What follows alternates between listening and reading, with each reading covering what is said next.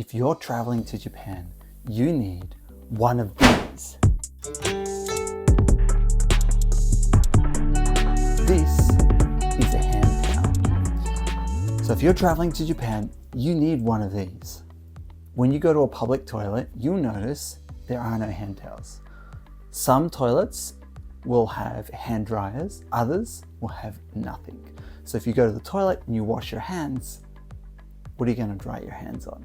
Your clothes? You can, but most people will carry around a little hand towel that they can dry their hands on. Also, this hand towel isn't just for drying your hands.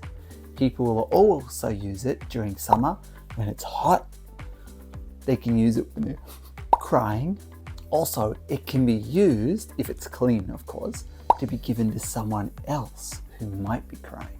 So if you're a guy and you're with a girl and she's sad, you can give it to her and it's a sign of affection, caring.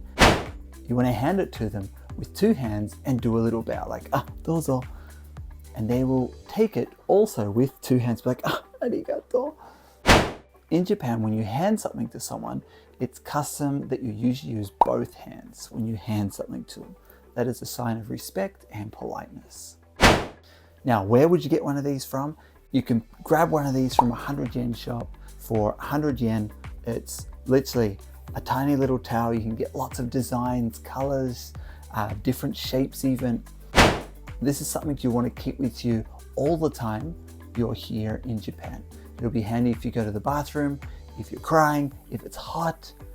So if you're coming to Japan, make sure you grab a little hand towel.